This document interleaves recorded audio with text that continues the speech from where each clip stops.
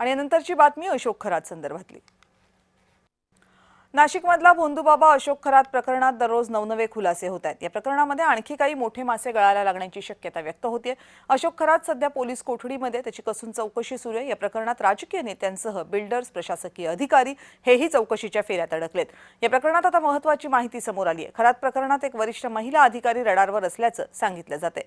या महिला अधिकाऱ्यांना केलेल्या मदतीच्या बदल्यामध्ये अशोक खरातनं आपलं नेटवर्क वापरून या अधिकाऱ्याला पसंतीची पोस्टिंग दिल्याची चर्चा होते। या प्रकरणामध्ये नाशिकची तत्कालीन महिला अधिकारी आणि अशोक खरात यांच्यात आर्थिक व्यवहार झालेत का, हाही सवाल आहे।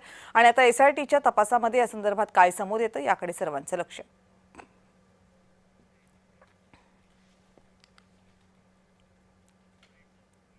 सर्वसामान्य माणसांपासून उच्च शिक्षिकांसह राजकारणी सुद्धा भोंदूबाबांना बळी पडतायत। यामागचं कारण काय, भोंदूंची मानसिकता काय असते, या संदर्भात मानसोपचार तज्ञांचं मत पाहूयात। प्रत्येकाला काही ना काही भावनिक त्रास असतो। जीवन म्हटलं की भावनिक त्रास येतो। कुठेतरी ग्रहकलेश असतो, कुठेतरी अनबन होतं, कामाच्या ठिकाणी त्रास असतो।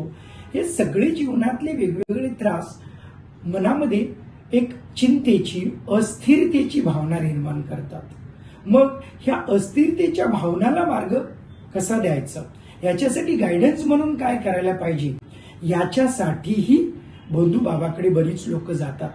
खरं म्हणजे ही अस्थिरतेची भावना जेव्हा येते किंवा भावनिक त्रास होतो, त्याच्यासाठी सायंटिफिक, सायकोलॉजी किंवा सायकॅट्रिस्टची मदत घेण्याची आपल्या समाजाची तयारी नसते।